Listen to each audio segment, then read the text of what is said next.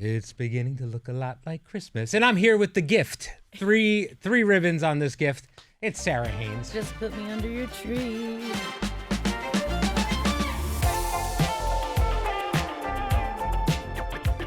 Happy Thanksgiving belated. I missed you. I missed the show last week, but you hosted Thanksgiving at your house, which is a big deal. I've never done that. How did it go? It's a lot. Well, it went really well. This was Max's dream. Max's favorite holiday is Thanksgiving. You told me that, and I respect it. Well, I love it because he says it's not about presents. It's about family. It's about gratitude. It's about football games. Yeah, the food. football. Just it's pure, and he loves that. So he's been begging, and I get very anxious and nervous about that stuff. And finally, I said, yes, if you just take the lead. So he did all the food and he handpicked all the recipes and everyone raved, including myself. I said, at the end of the night when we went to bed, he was in a bunk bed with Caleb, but I wrote him and I was like, I'm really proud of you, Max. He put so much heart into this and he nailed it. I was on my feet working, but I can't take any of the credit. Max really nailed this. That's great. That's great. So, and was there any, was it a comfortable Thanksgiving or was there drama at the table? How did it go? The food was amazing. Well, Thanksgiving's family, so there's always something. Yeah.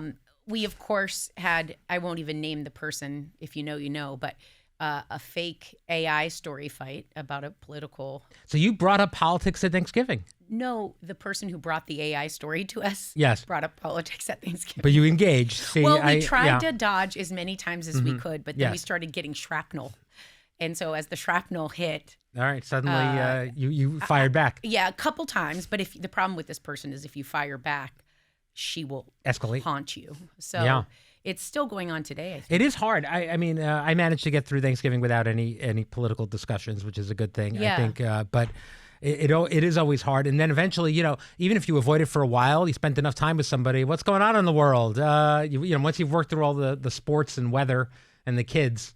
Well, and this group was really good. Max loves politics, and so does his family. So I figured there'd be more of it. But then one other person at this rather small Thanksgiving turned around and said, why does she, this is the AI person, why does she always have to talk about politics? This person cannot read a room. But meanwhile, you talk about politics for a living, which is I do, kinda, but I'm paid for it. So yes. It's like when I'm being paid, I'll tell you what I think. I don't feel the need to go out and proselytize what I think and that you should agree with me or try to prove my point. I feel what I feel. Nice use of proselytize. I thought that was good. Yeah, it was pretty good. I mean, Jesus is on my mind he's right hanging now. there, yeah. But I'm not looking to convince. I don't think I'm right all the time. It's where I land. Well, how do you handle it when, a family member disagrees with you at a holiday function? Do you normally try to just change? Because everybody deals with this, I think. I try to avoid conflict. I really do. Yeah. I'll say something under my breath maybe and then just change the subject. I do dodge and weave. Yeah. I have no interest. There's even a last word or being right is not tempting at a Thanksgiving table. You hear the absurdity. And the good part is with this group, because it's family, we've known each other now, this is Max's side. So it's 12 plus years. We all know who we're rolling our eyes at. So you kind of make contact with your allies and you're like, ay. I got saved by my sister-in-law 3 times. She's like, okay, well, let's do, So there's so many of us that get it. Right. That it's just it's not a thing. Well, hopefully the people that you're talking about don't listen to the podcast. Although I'll tell you what, the podcast is getting bigger. This person does know that they're like this and is unapologetically so. So I don't think this person would ever be offended by me stating a narrative of what went down. All right. Well, this might not be interesting to the rest of the people listening, but I have to brag about my Thanksgiving a little bit. Tell me. So we went to my in-laws and had a lovely time. My mother-in-law does a great job. We alternate holidays in my family. So we'll do Thanksgiving one year here and my family the next.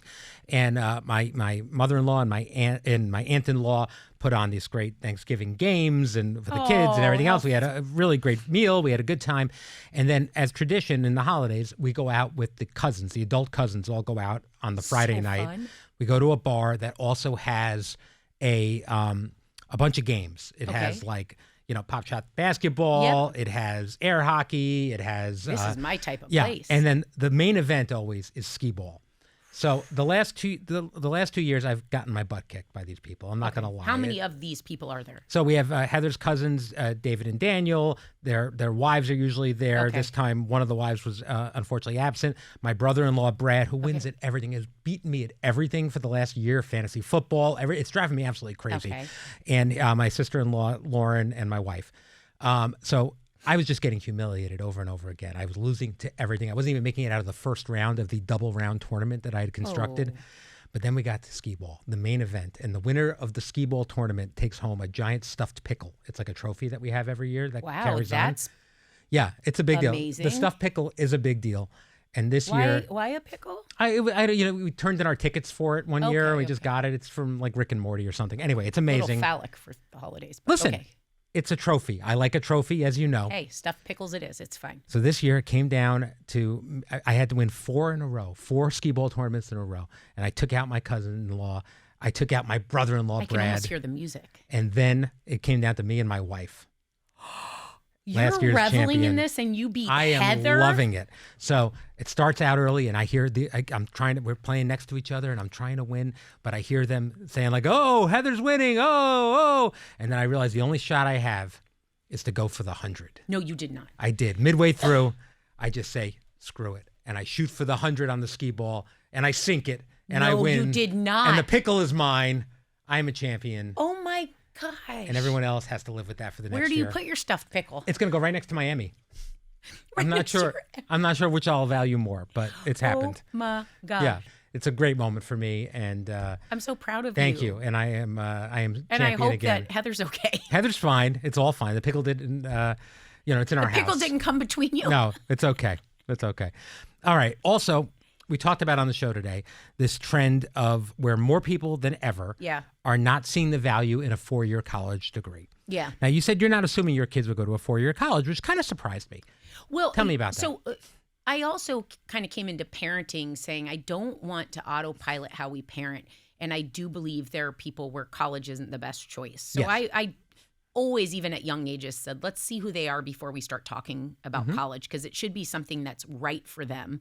But this conversation got fast forwarded as we've watched kind of a lot of what's happened with colleges and college campuses over the last, maybe 4 years, 5 years. And then you're watching the affordability crisis of school and loans and debt. And so I remember even asking, we have some financial planners that really just make sure we have everything locked in, your wills. And I ran the question by them. I said, we're a 529 family. We take advantage of that. And what happens if college doesn't happen and it ends up being kind of something that a lot of people don't do? And they're like, they will absolutely keep up with how people can maximize what they've been putting aside. Like they won't use that against you. But I found it funny we were even having that conversation. And so it's really going to be something we see on the ground as to what the kids want to do with their lives. I think there's so many benefits to college right now. If we were deciding, a lot of my growing up happened at school, and it wasn't like mind academics. It was about emotional growth and like letting go of my family, which, I'm still sawing away at that umbilical cord, arguably. So that was a big reach for me. I think the partial independence, you're often still being supported by your parents and coming home to your parents, but you're on your own most of the year. I think that there's so much there, but I do think if it comes down to like a family who literally can't afford it and you're heading into life with 6 figures of debt, some of the over 3.2 million, I think it is, have over 100,000 in debt. The average person carries 40,000 in debt, school debt. That is a cumbersome weight on your shoulders, depending on what you're going to do, that you really have to calculate the return on that. And right now with AI coming, a lot of what people are planning on is all these specialized jobs, but they may not have those jobs. So now you're carrying the debt with no guarantee of getting it back. A lot of it, you're absolutely right, because college for me, so I went to a little college in Allentown, Pennsylvania called Muhlenberg. I know Muhlenberg. I love Muhlenberg. I speak about it with reverence often. It was just... my dad's from Allentown, so Muhlenberg, Lehigh, we know all of them. Yeah, and I absolutely loved my 4 years there. It was so important to me to my growth as a person. I grew up on Long Island. To go somewhere else, not that far, but Pennsylvania. Far enough. Meet people from other places. It was really, I grew up there in a lot of ways. And some of my closest friends are the people I met there still to this day. But it's interesting, you know, going to college for personal growth as opposed to a career is a luxury. It's a privilege. It's a real privilege. And don't get me wrong, the experiences I had there were incredibly important to my career. The internships I did while I was there, the classes I took.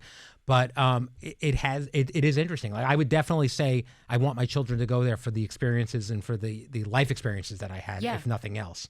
Well, there's another caveat here.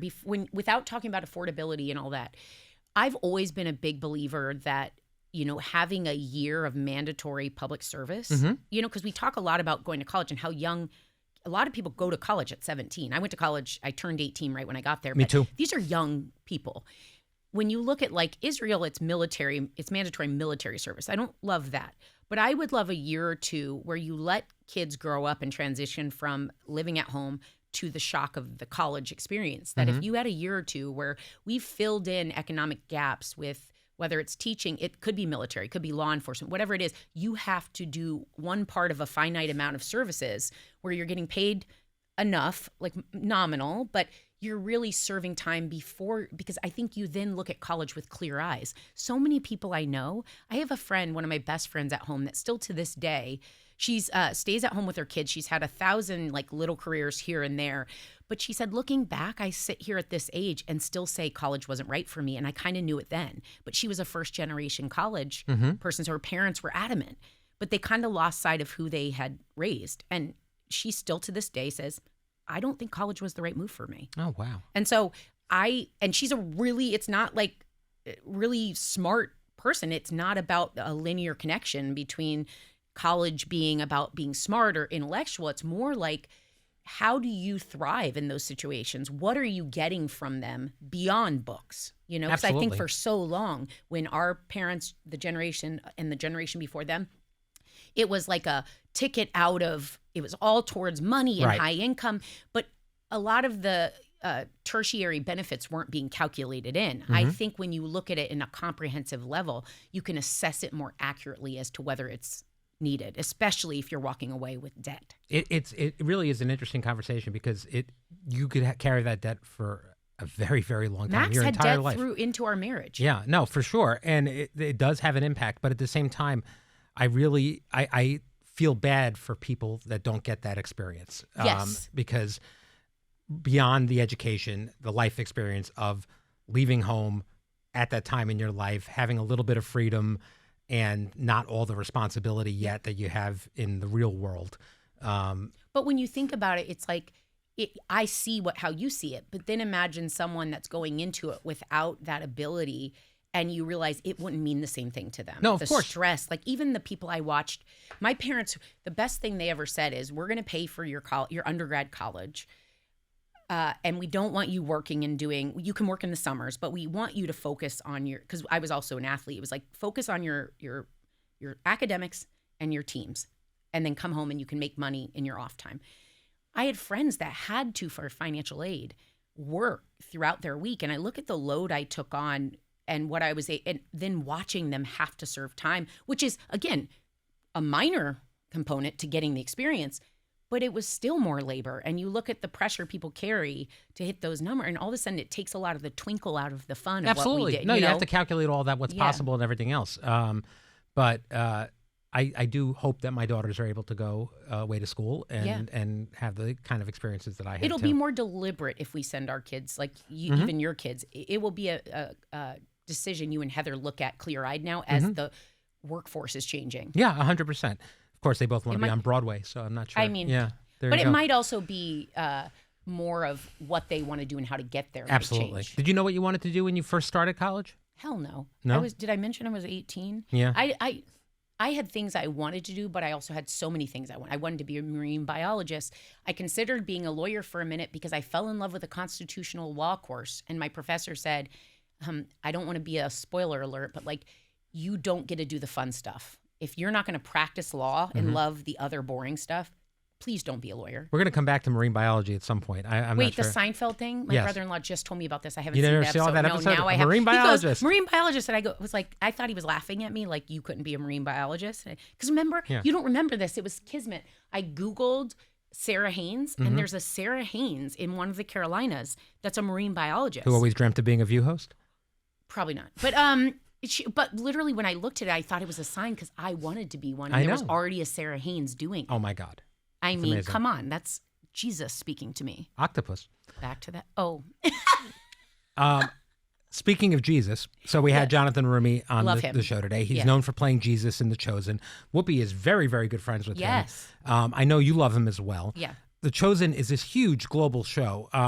It's one of those things that, like, if you're not aware of it, you can be not aware of it, but if you're aware of it, once you're aware of it, you know it's a thing. Yeah. Do you watch it?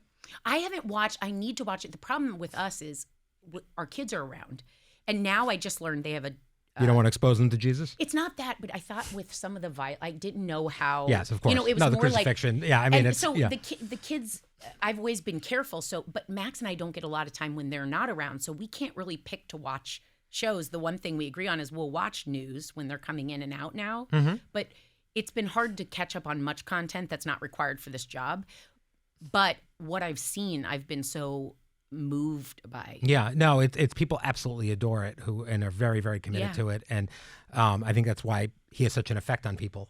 He has such an impact on people when they meet him because he's really deeply a man of faith, which I think Anna asked, do you think you could play this role if you weren't? And I would say, he said it nicely, like, I don't know if you'd have the same authenticity. I'd say hard no, because if you are not a person of faith and do not understand kind of the words of Jesus and his life and what he stood for, I don't know how you could give into a role that powerful and even land it. I saw you speaking with him. You've met, you seem taken with him every time you meet him. Oh, yeah. What's that experience been like?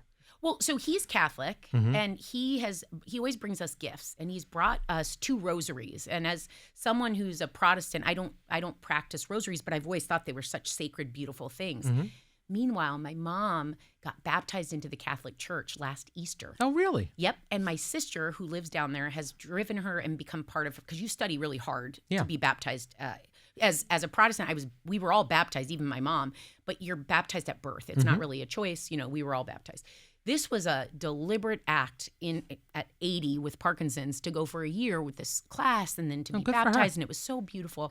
And then my sister, who was also raised like me in Protestant Presbyterian churches, has taken on, she's taken it in and started to like it. So now she's going to it. So I'm taking my 2 rosaries, and I can only say this because I know they don't listen to this, but, and I'm going to give them their rosaries because they're so beautiful, and they're from the Vatican. And my mom is so invested in her Catholicism right now that I want her to have it. Oh, that's great. What a great present. Yeah. That'll be nice.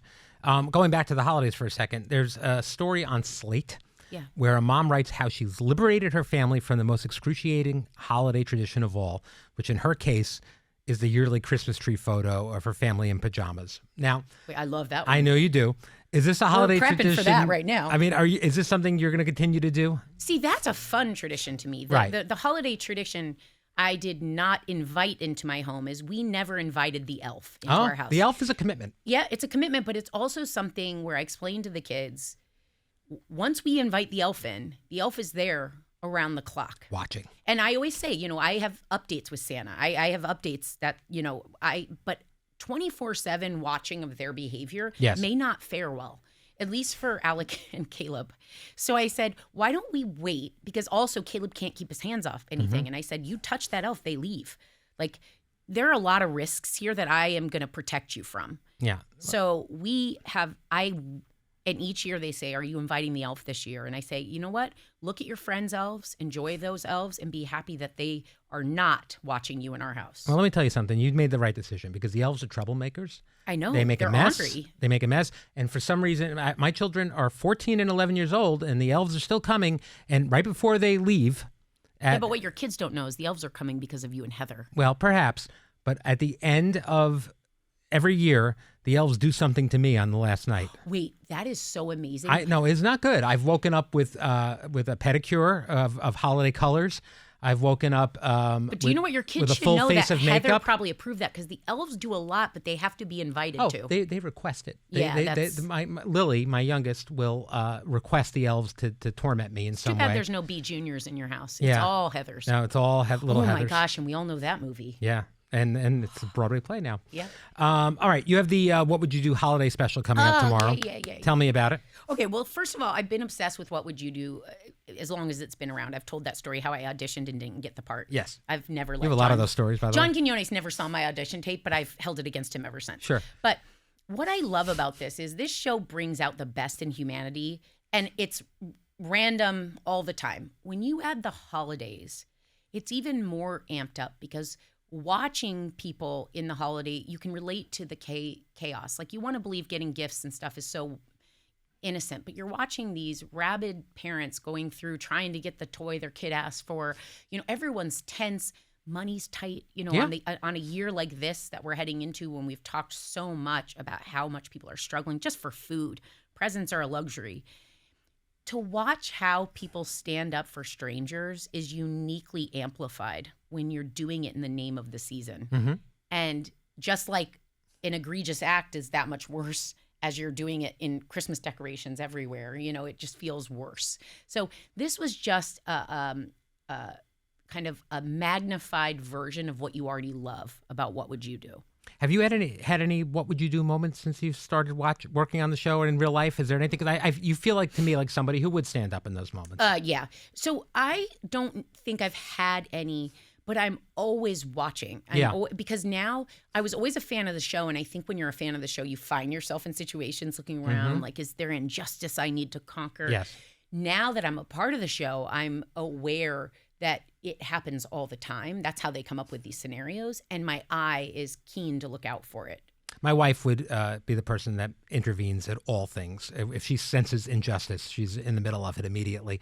I probably would quietly walk out the back door. Well, you know what? So I believe that, and Heather is a warrior. But yes. The other thing it makes you mindful of is these situations highlight situations where people can't maybe afford things. One thing I've taken to with the kids is sometimes we'll pay for people's coffee behind us. No, So whereas I'm not spotting injustice, I'm kind of infusing goodness into how can we make this better? I'll try to do that. I'll try to do good things. But I definitely, when the conflict starts up, I'm not the one saying, you can't say that to her. You need to do this. And I respect the people that do, to a point. But it's almost like amp up the better angels that were always among us and don't make them called because of a bad act. Yes. So it's made me be more like infusing in positive things that you can leave behind because, by the way, that morale boost to someone's day changes how they see their day. So you're kind of effectuating better decision-making and change, and the potential of bad stuff kind of bringing it down a notch. I like it. Yeah. I like it. All right. The What Would You Do holiday special premieres tomorrow at 9 Central on ABC. You can also stream it on Disney Plus and Hulu. Thank you for joining me today, Sarah. Thank you, Brian. This I was always great. love our conversations. Me too. And this was a good one. It was the first day back from break. And the show was good. Today was good. It feels good when you have a place like this that's pretty magical. It is fun to realize you don't have to have kind of the Sunday blues. Yes, absolutely. I'm excited for the holiday set. It's coming. So that'll be in a couple days. And then it's just 3 weeks till our Christmas show. Holiday shows are rolling out, the movies and TV series. Yep. You gave me a list. I gave you the list and you didn't even write back. I know because I'd seen those two. I should have. Okay, you could have wrote back like, hey, I saw those two, Brian. Yeah, of course I was. Done better. I had AI make a little document for you. Oh my gosh. Yeah, it Thank was you, really, ChatGPT. I know. I worked hard on it. Thank you, ChatGPT Teta. Yeah, well, those people have been asking for my specials online true. too. It's gold. It's a thing. So last night was Prep and Landing, which we recommend. I love and the Frozen Olaf Adventure. I got to watch that one. Yeah, we watched my favorite. Have you seen Spirited? Wait, is that the reindeer? No. Wait, that's Will Ferrell and Ryan Reynolds. Yes. And yes. No, I haven't. It's phenomenal. I highly recommend it. It's on Apple TV Plus, and it's unbelievable. Okay. You got to check it out. It's so funny. It's a musical, but it's hysterical. So we'll discuss later. You said Will Ferrell and I was in. So I we're figured good. as much. All right. Thank you for joining me today, Sarah. Tomorrow I'll be back with Joy, and we'll see you then.